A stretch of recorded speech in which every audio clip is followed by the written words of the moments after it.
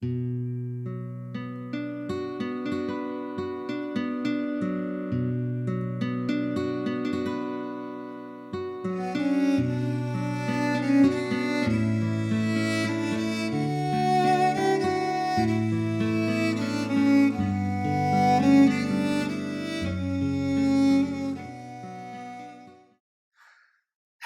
everyone. My name is Arthur. I'm going to be reviewing an album today that I know not many people on this channel are probably asking for, but I definitely wanted to review this album at some point. It's a record that I really love and cherish, and I have a lot of things to say about, unfortunately, but also, just the way it is. This is it's my channel, so I'm going to be reviewing things that I want to review, and that means it's going to be a lot of things that aren't quite as mainstream, like this example here, but it's an artist I haven't talked about yet on this channel, and I would like to, if I had all the time in the world, review every single record that she has ever put out, which isn't that many, but it's been a few, and I may get to them, but the truth is that this is the record I feel like I definitely have to review on this channel, and then all of her later albums, I'm going to try to my very best to get to them at some point, but, I can't guarantee when that time may be. So any Emilie Autumn fans, just keep that in mind if you're really excited to hear my thoughts on those other records, because I really,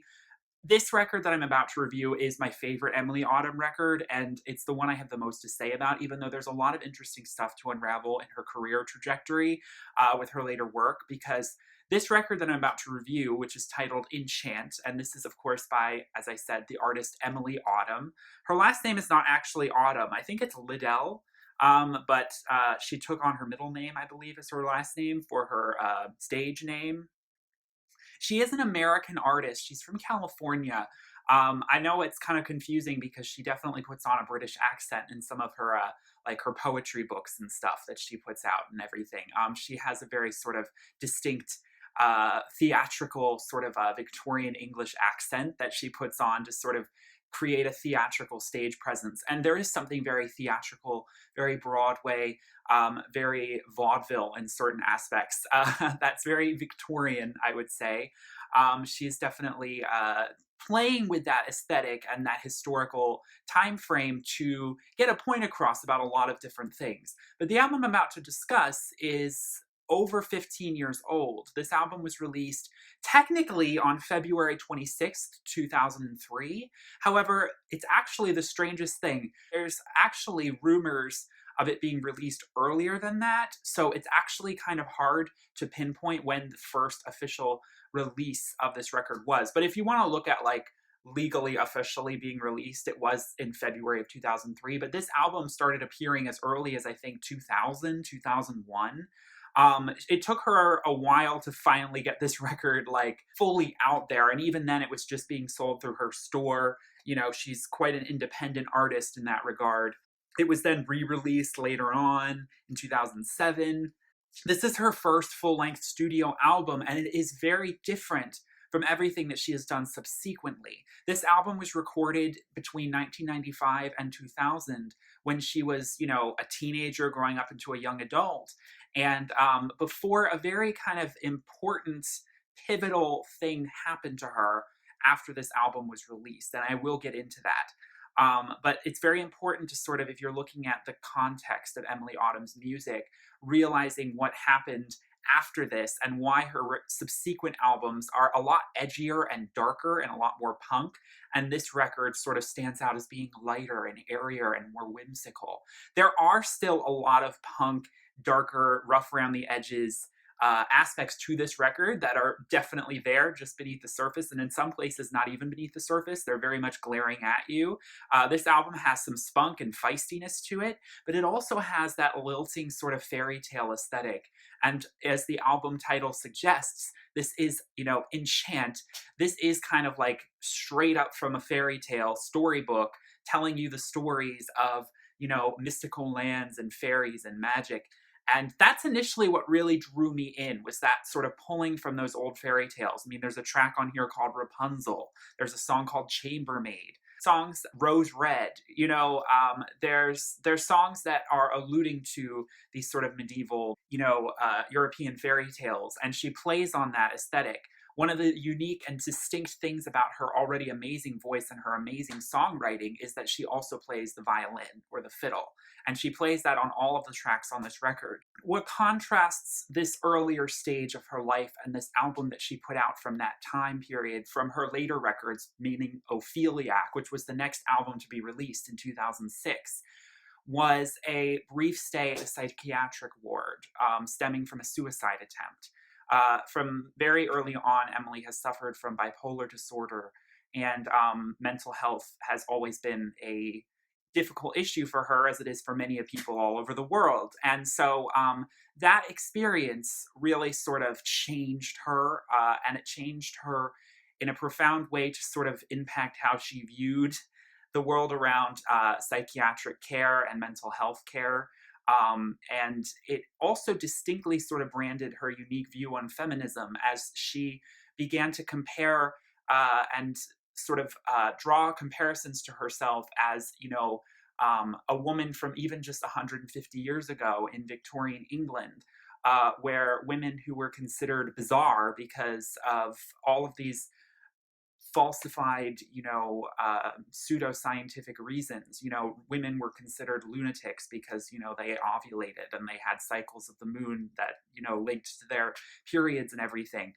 These were sort of these sexist, sort of ingrained pseudoscientific beliefs that women were, deranged in a certain way. They weren't as intelligent, and they were treated horribly in these asylums. And the money that was made from these asylums, I mean, is horrific. If you look at Victorian England, if you look at anything medieval, not just in England, in the US, everywhere, the asylum industry preyed on women, and people would lock women up. I mean, if you've read any, Jane Austen novel or any, Bronte sisters novel, this is like a very common thing. It was so easy for a very wealthy husband to commit his wife to an asylum because she was caught cheating on him, or he didn't like that she wanted to get out of the relationship, and wanted a divorce. It was a way to sort of keep women quiet.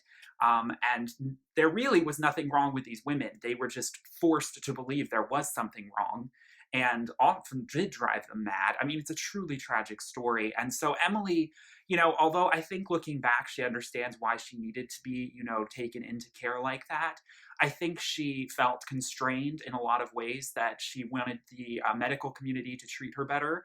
And I think there was something to do with her romantic partner at the time. So I think that's where the sort of feminist angle comes from. I think, she might have been against her will put in that position, and she didn't like the way he went about it. I can't remember the full story. It's actually been several years since I discovered Emilie Autumn's music, almost 10 years now, and that was when I fully got into her story. But anyway, this is all kind of just important, especially if you want to talk about her next record, Opheliac. But when we're talking about Enchant, that is before all of this happened. And of course, she's always been struggling with her mental health, and there are definitely elements of that coming to the surface, as it would be for any artist, growing up, especially a tumultuous time as a teenager. But there is definitely a distinct, lighter, kind of optimistic tone to this record than, and it's broader in scope, because all of her later records are all talking specifically about particularly girls who are, locked up, supposed psychiatric disabilities, and the craziness of the, pharmaceutical industry. And she's comparing, today and now, and she's drawing these comparisons. It's sort of become her life's work to sort of address and repair the tensions that were built over time and history, making sure we don't forget just how horribly these women were treated in that time period, and how there are still the remnants of that ongoing today in the way that, women's health is, I mean, if you look at, abortion rights, we still are struggling with, women's rights in terms of medical care, and in terms of women having their own autonomy over their own bodies and their own choices, what to do with their bodies. We've come a long way, but we still have a little ways to go. So pulling on all of that, that is the thread of her work and how it's sort of progressed. But, through all of that, she has always been interested in classical music, particularly Celtic classical music. medieval English classical music.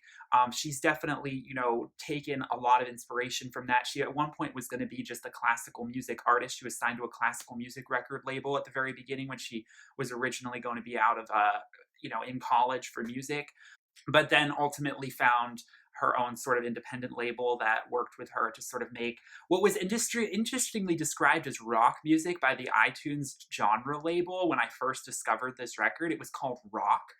And I was like, well, I can sort of hear that. There are some sort of edgier electronic guitar work edging into some of these tracks.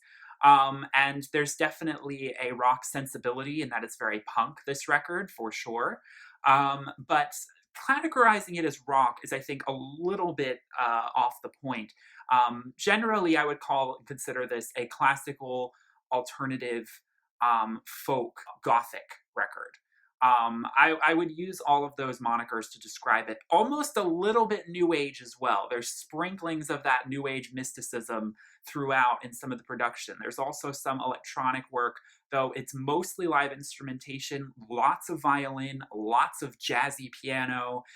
There's lots of spunk and feist to this record. And without further ado, let's dive right into the first song, which is the prologue, Across the Sky, which opens us up with this mystical sound that makes you envision a fairy tale opening up for you as we enter into what seems like a very mystical soundscape that is taking you on a journey far away from where you are. She ominously speaks at the very beginning, sort of like a witch at the cauldron. What is your substance? Whereof are you made? That millions of strange shadows on you tend, since everyone hath everyone one shade, and you but one can every shadow lend. Speaking in an ominous riddle, she opens us up into this grand moment where she sings, see beyond the moment, think beyond the day, hear the word, my voice will not be cast away. Fatalistic fortune, ever near the end, love goes on, but time does not return again. This song serves as the sort of alpha and omega point to any sort of fairy tale or any sort of dark fantasy that has that element of Greek tragedy, romanticism that's very Shakespearean. She's blending all of this together to be the page one of this once upon a time story, but letting us know that this once upon a time happens all the time, over and over again, but every time quite uniquely. So nothing repeats itself, this whole idea of you only live once, but at the same time, everything repeats and cycles through. It's very broad and at once very specific. So there's a very sort of cosmic undertone to this track. Speaking of fear no more the midnight, fear no more the sea, close your eyes, regret nothing, you're safe with me.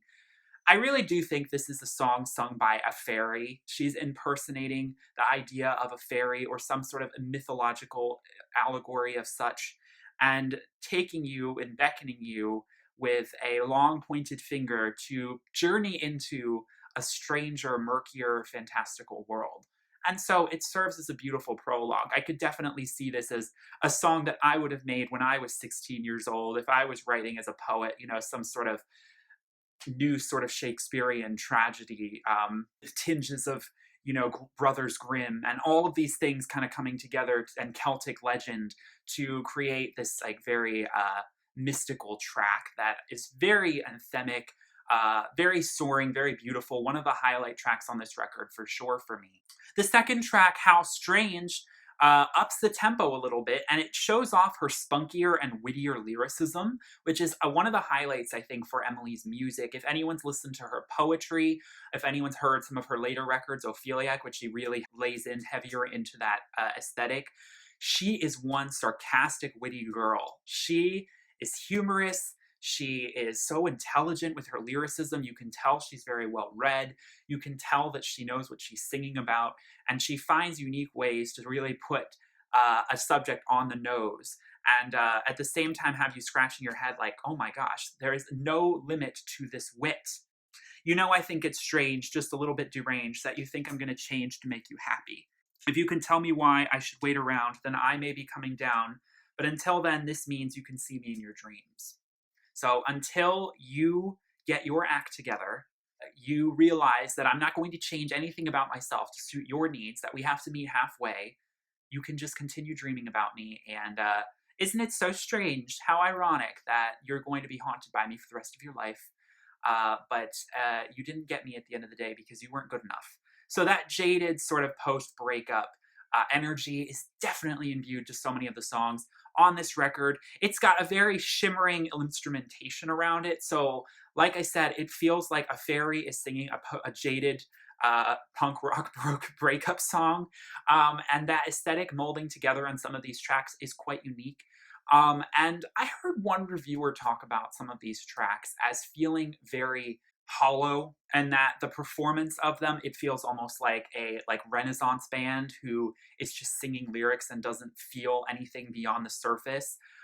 I don't agree at all with what they were saying about that. I feel like this album is so imbued with personal character. Yes, it has a facade of mystery and Celtic legend and mythology and fairy tale, but the way she intertwines the instrumentation or the lyricism to sort of interlock these two concepts is brilliant. And I think it really speaks to a specific genre that she's working and living in, but she's transforming it to the modern era.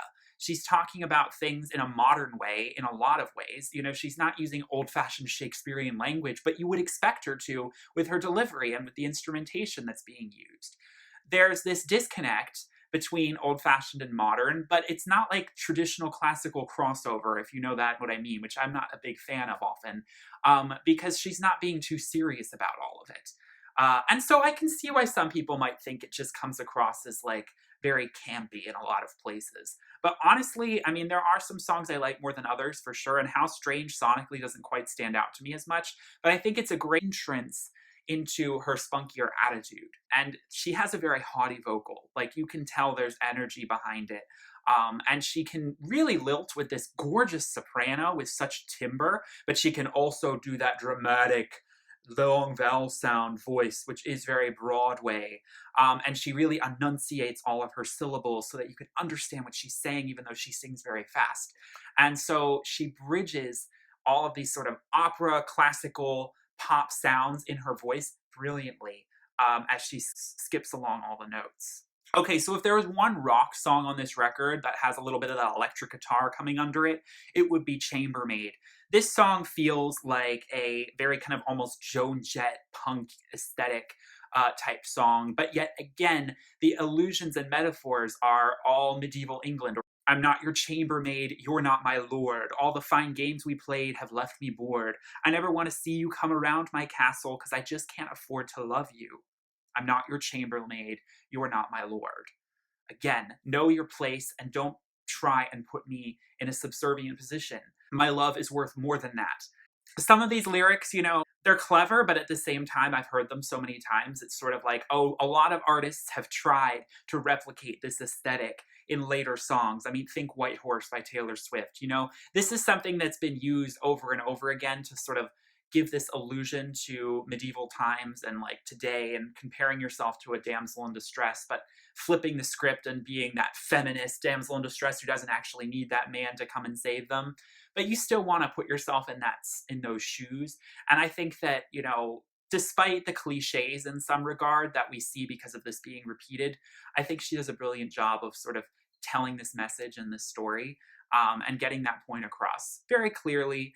And this song really lays into her sort of lackadaisical, sort of haughty vocal, where she is really trying to just not necessarily woo you with fine vocals, but really kind of scare you with her growly voice, because she can bring that ominous lower range. And some people might find it a little bit difficult to listen to, but again, it's not for everyone. So Rapunzel would be like the single. If this album actually had singles, there was never a music video filmed for this record. Well, unfortunately, there were no singles commercially. But this is the song that led me to Emilie Autumn. It was the first song I ever heard. And I think it's got a very sort of beautiful blend of everything that makes Emilie Autumn special and unique. The haunting Celtic violins just weave in and out of a beautiful, what almost sounds like a harpsichord, but like more electronic. There's definitely electronic instrumentation weaving in to create a very shimmery, mystical soundscape. I'm going to use those words over and over again. She sings in the courtyard, used to sing as loud as she could. Locked away here, she's been quiet, lovely, and good, but no one listens now. She's lost her voice, she had no choice. If you sing loud and clear, someone passing by will surely hear you. No, you can't be afraid if you ever want somebody near you. So we all know the story of Rapunzel and how she let down her hair for the prince. Interestingly, that she talks about how Rapunzel is singing. She's not so much talking about letting the hair down, but she's alluding to, we can all relate to the idea of being, someone singing in a tower, feeling locked away from the world, waited so patiently for someone to notice us. And we sing our song. We sing our song of love, but we're not aggressive about it because if you sing it lovely, quiet, and good, someone will surely hear you, right? You can't be afraid. If you ever want someone near you, you need to let go of fear. So I think there's a nice play on sort of what is expectation of love here. You really should sort of let it go out of your mind and just sort of live your life and be freed from that so that it can more freely come to you rather than desperately seek it aggressively. And it's important, for you to sing as loud as you can, but to not at the same time infringe too much upon someone else to be overbearing. There's that fine balance, and it's quite a ladylike thing to sort of know how to embody that. I think men don't quite get taught the same way. Men are taught you need to chase after her, you need to try a lot more triumphantly to sort of woo her. Women are taught traditionally to let their voice be heard, but at the same time, never try to chase, always be quiet, lovely, and good. And if you do that, he can't help but notice you. He will come to you. You just need to sing your song. And you can't quite tell if she's making fun of that or not. I mean, I do think this was an early song she wrote that was more about the melody and just using some nice poetry to allude to a fairy tale romance. Honestly, I mean, I don't interpret that much beyond the lyrics for that because this honestly does just feel like a lilting ballad that would be sung either in the 1800s or in the 1500s, or it could be sung today at some Renaissance fair. Like I said, there is a little bit of that camp that feels very costumey, but that's a part of Emily Autumn's aesthetic. And I think if you really really let it in and accept it, it's actually really alluring and something that I keep coming back to her for. I like that she doesn't always take herself too seriously, but there is an undertone of sincerity behind everything she does. So definitely the most romantic and unabashed song on this record for sure, and one of the most melodically pleasing. Okay, so if we want that grandiose, beautiful John Lennon piano ballad, this is the song for you. Track 5, Ever, is my favorite song on this record. And I think it's the one song where she really lets all of the walls down behind sort of any sort of facade of show tuney kind of camp vaudeville aesthetic. Because it's just her at a piano, really letting her emotions dictate her pen and her melodies. And she delicately curves around these notes with that lower register, and lets her voice wax and wane beautifully. It's an acquired listen, I think, for some people who aren't familiar with her voice, but it's a song that I highly recommend you try and listen to get accustomed to just falling in love with her voice because it is, like I said, at that one point operatic, but at the same time very Broadway, and it's a beautiful blend of the two, and I can't get enough of it. You were ever in my mind. You were behind my soul each time. I held it to the flame. You were ever in my precious thoughts. I'd leave a room of angels just to be alone, if only to say your name. I never told you I needed you, darling, like a rose needs the rain. How could you possibly know how much? So I reach for your love like the moon and the stars, ever in my sight, ever out of touch. So this could be honestly the song that Rapunzel figure is singing in that tower because it does have that bit of melancholy that is longing and yearning to be rescued from that cold, dark tower, and that haunting image of someone who once touched you and left such a mark, and how you're left sitting in the dark by yourself, waiting gracefully for you to come back upon that white horse. And so there are moments where I really do think, and especially on this record, and you will not see this ever again on almost anything she does, where Emily is just that teenage girl who's just wanting love and is not so jaded and bitter about it. And that speaks to how we all grow up and change and experience life and love. And our first love songs, they will always sound like this. And so you can't fault her for sounding almost too innocent or too naive in these lyrics talking about love, because this was before all the storm, before she realized how much more complex and complicated what she really was looking for was, and her position as a woman asking for what she's asking for. All of those subtexts and things come with age and understanding things. And this is when she was young when she wrote it. So it's a beautiful, melancholic song that just tugs at the heartstrings. Beautiful use of the piano. Highlight song for sure. We couldn't get any more different in terms of sonics and inspiration when we come to Secondhand Faith. Though I think lyrically it's one of the more interesting songs to examine, as it's a pretty sonically rich song in the specificism of it. We get the most jazzy song on this record, and I think one of the most sarcastic, as you can't quite tell what she's really under the surface alluding to, but with further examination, I think this song is mostly alluding to how cheap reproductions of love are often a lot easier for us to find, and also cheap reproductions of faith. It's not the real thing, but it's better than nothing. And we find that through, astrology or tarot cards. We're all sometimes looking for that fortune teller who will tell us what we want to hear, or sometimes what we don't want to hear, but we buy into it so much because we're just so desperate for something to cling to. And so this has the element of someone who's just strutting into a bar, has kind of lost all resolve, and is just looking for anyone to give them any sort of attention and any sort of hope as to something's going to work out. And she's kind of making fun of how, we often rely on secondhand faith to get us through the day. But at the end of the day, it's better than nothing. So you take what you can get. That ship has sailed. I'm not going to have real, genuine faith in anything right now because I'm in too dark of a place. But if there's something I can take to lighten the mood, it's sort of like taking a drug instead of like working on yourself. Like it's a cheap way out. But we all kind of need that. That's how I'm interpreting this song. I'd be interested what your interpretations are in the comments. My internet's not working, so I can't get to the lyrics. But track 7, Juliet. Referencing, of course, the iconic character from the Shakespearean play.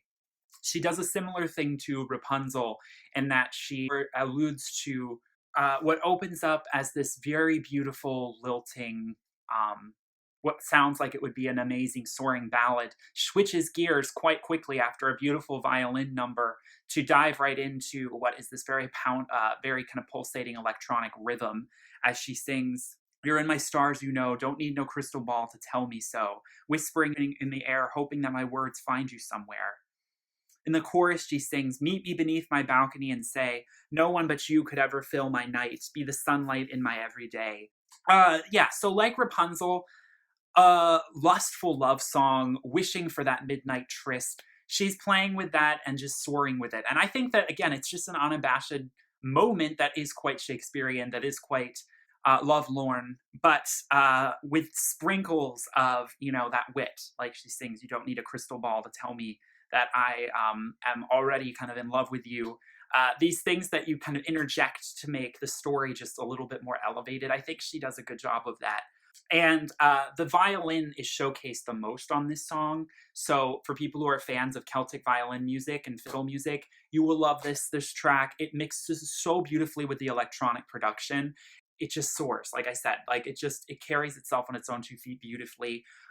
It's rather hurried, and her voice is a little bit muddled in with the rest of the production, except for, the "Meet Me" chorus. The chorus part, it's very kind of understated in that regard, so it's kind of hard to understand what she's saying. So I do just think there's a little bit of a mixing issue there, but I think the violin is what really steals the show.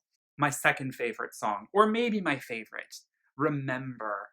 Probably one of the most identifiable and immediately pleasing melodies on this record for me, which is so tinged with the sadness of a love that ended tragically, and you're thinking about it many years later.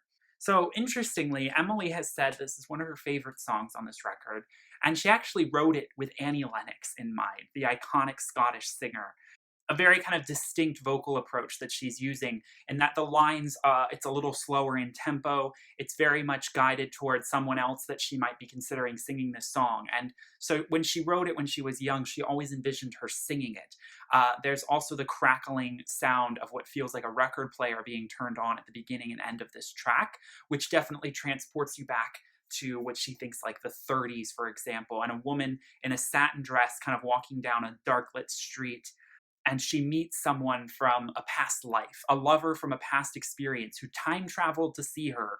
And she, with listening to this record, is just remembering all of those feelings and emotions as they come back to her. And it's this very cathartic and soothing, but yet haunting track. I mean, it really kind of sends shivers up your spine, and it makes you kind of mourn but celebrate. It's a beautifully delicate song, so artfully constructed around the crackling of a record player, and then it turns off and he's summoned back. He's put back into the ghost world, and put back from memory as the record player ends and the song ends itself. It just has that gravity to it. It's one of those songs, where it really commands the attention. And I think maybe in some of her other songs, she's so much more flittery and fast and kind of electric, and it can sort of go past you, go over your head. This song, it just commands full attention. And it repeats itself because it's trying to just sort of like a mantra, trying to instill that emotion. Rose Red is a track I have a little harder time getting into. If there's one song that just doesn't really capture me the same way, it would be this track. It feels very watered down from other songs we've heard so far, in that it doesn't quite have such a triumphant or soaring melody. It's not really a ballad. It's not really sure what it wants to be. It definitely has elements of instrumentation that are interesting peeping through, but everything is layered on very thick on this track. The refrain that it's centered around is rose, rose, rose red, will I ever see thee wed?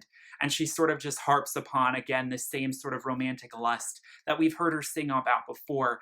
And for me, this song doesn't really progress in the way that the others did, or really feel like the same kind of full package that I'm looking for. So it's not such a highlight track for me. But again, I mean, it's not bad. It's just not quite as memorable. And again, the melody just isn't quite standing out in the same way.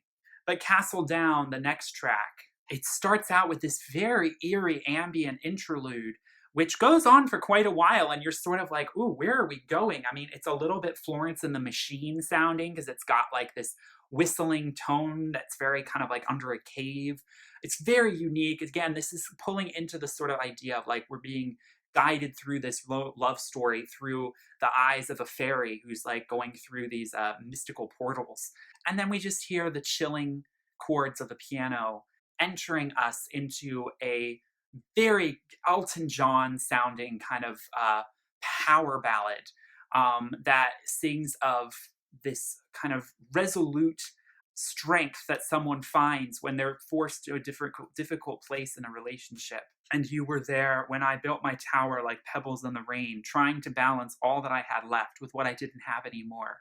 But would you tear my castle down, stone by stone, and let the wind run through the windows, till there is nothing left but a battered rose? You seemed so devoted. Your love is so unconditional. You were self-promoted. I never asked you. You were my everything, my apparitional faith. Love that phrase. Where are you when I am screaming to my God? What am I coming to? The song starts out soft and eerie and builds and builds and kind of grows, just like building that castle from pebbles in the rain. And again, like I said, it's about that finding that strength. Keep trying so hard in a relationship that's slowly spiraling out of control. It could be an abusive relationship. And at the end, it did fall apart after so much work. And you're sort of thinking, oh gosh, and he just is going to love to see me fall. He's going to love to see this battered rose. But at the end of the day, the murky soil breeds a stronger, more beautiful flower, and I will still stand tall, and I'll build a better, stronger castle, and in spite of you, I will survive and thrive. So I think that undertone, which she ends with that question, will you tear my castle down? No, you won't. But you can try. You can blow as hard as you want, and you may think you're winning the battle, but you're not going to win the war. I am stronger. But this song is searching for that strength. This is a forlorn moment in this record for sure. And it is illustrated beautifully, sonically and lyrically. Heard it all. We're getting back into that punk rock aesthetic, speeding things up a little bit, really laying into that heavy, witty lyricism. We got some of that roboticized vocals coming through, which I think lend well to the jaded aesthetic she's going for. I've heard it all, but you'll never scratch my skin. It opens up with this like very sort of debonair, jaunty, lilting melody as she's telling you a story. She sings, I heard a story. It's hard not to say these lyrics without her sort of theatrical intonations because she doesn't just sing, she embodies this sort of character every time she's portraying herself in these songs. I heard a story, it's too hard to mention. I heard a thing once, I can't even say. I had a moment of doubtful suspension, but it's almost forgotten. It's been pulled away by too many hands touching where I stand, and I can't fall because you'll try and catch me. Never let me go. You don't think I know. I've heard it all, and so you'll never scratch my skin. You can say what you want. It ain't gonna bother me. You can do what you want to try and bring me down. I've been around the block a few times. It's just, you can't, there's no point even trying. It's not gonna hurt me. I heard a boy say, it's all in my invention, a fictional statement, it's all in my head. All I can tell you is my only pretension is thinking you listened to me when I said. I mean, this is so artfully constructed to tease and taunt the aggressor in this situation. She so wittingly sort of puts herself onto her knees in front of him and begs in a sort of ironic, sarcastic tone to to keep attacking and giving more because oh it's so necessary, when in reality she's actually making him look like a fool. She does such a brilliant job of playing devil's advocate for herself in some of these songs, and that's why I think her self-awareness that comes through, her witty lyricism, it just pins it, like I said, right on the nose and does a great job of just like when the bully kind of is like out bullied, you know, and realizes that he's really kind of making a joke of himself. Like you can't fool this girl. She will always end up on top. And that's something that you can sense with her lyricism, is that she will always outwit you. She will always have a way to flip the sentence, flip it on its head, subvert it, and make you wish you'd never said what you just said. So again, this song escalates in a way that I think is brilliant, and it brings that energy that is like very sort of needed after all these kind of very devastating songs where you really feel for her or feel for the character. She kind of fully gets her mojo back. If You Feel Better is actually a poem that she had written that she turned to song. It sounds like this sort of waltzy kind of dinner party uh, sound that just kind of really focuses on, again, that aesthetic of like, if it makes you feel good to tear me down, go ahead. At least it's not actually hurting me. There is that sort of element of someone who's just had so much pain, and this is coming towards the end of the record, right? You know, it's like we started out, I think you could tell already that progression of like the innocent girl who was asking for love and not really shielding herself the same way has now started to realize that how painful it's all been, and she's starting to realize and play their game. Come on, bring it on. You try and hurt me. I'm invincible now. I've been through it all. And so you can tell there's that progression. Save You is a beautiful penultimate song to sort of close out this record, with the violin again center stage. How do I save you from a fate so sweet as being torn to pieces by a loving hand? How do I save you from a voice so soft as that which acquiesces to your each demand? How do I look upon the eyes I love and send them down this path? I know it isn't right. How do I make you realize, my love, that there is more to fear than strangers in the night? How do I set you free? Behind the curtains waits a darker world. If I can't make you leave, how can I save you from me? And the interesting thing is now you really don't know who she is talking to. Is she talking to a woman, and saying, you know, how can I save you from this man? Is she talking to a lover and realizing that she's almost self destructive herself? Or is she talking to herself and trying to save herself from, you know, being beguiled by a man who has a face and smile so sweet, but beneath is diabolical? She sings, you know, I think you've had enough experience to differentiate between a heart of gold and what you cradle in your gentle arms. Can you not recognize a soul already sold? I love that line.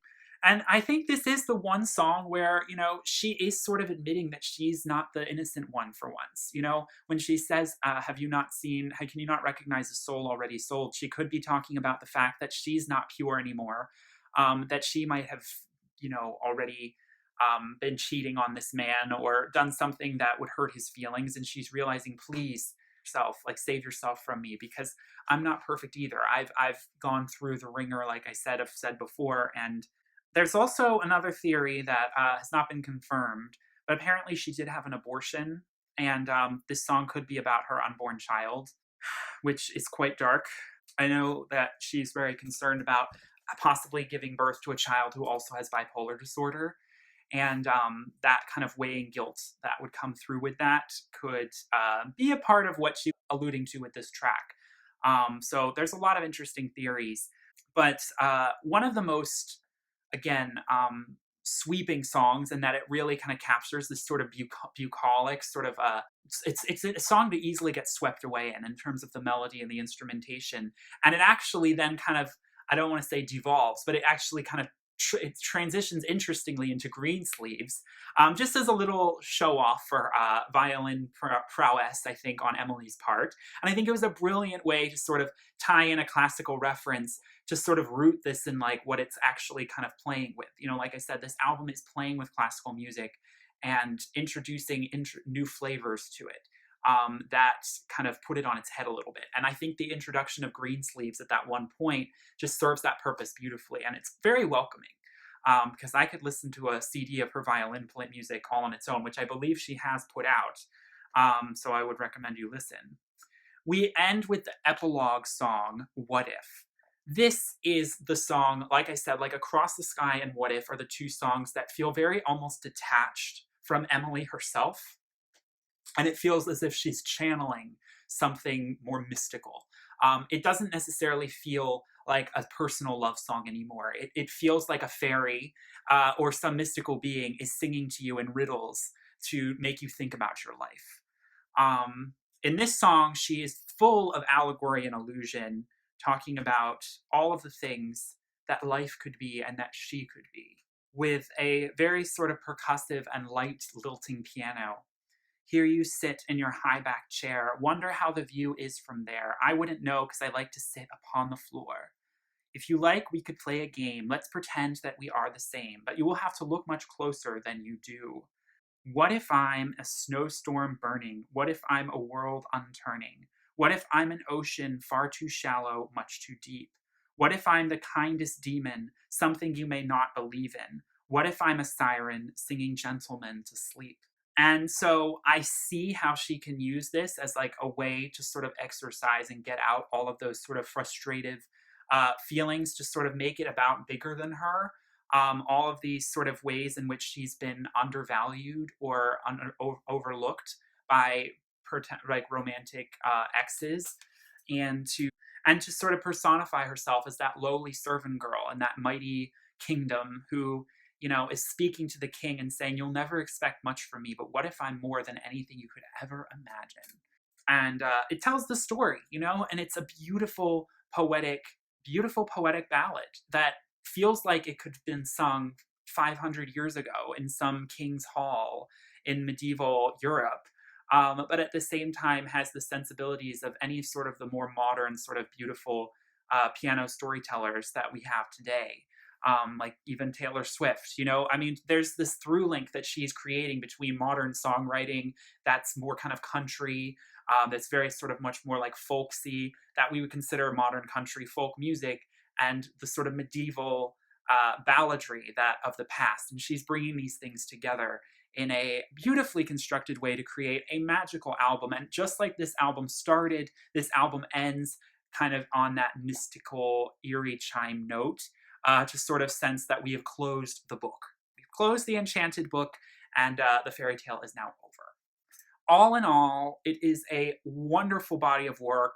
I highly recommend any fans of Florence and the Machine, any fans of Enya, fans of Curly, fans of Marina and the Diamonds, fans of Lana Del Rey, fans of Tori Amos, Kate Bush, you will love Emilie Autumn. You have to give her, even Taylor Swift. I mean, as far out as that is, if you like country, there's almost a little bit of that for you in here, especially also if you like classical and some of that punk rock sort of aesthetic.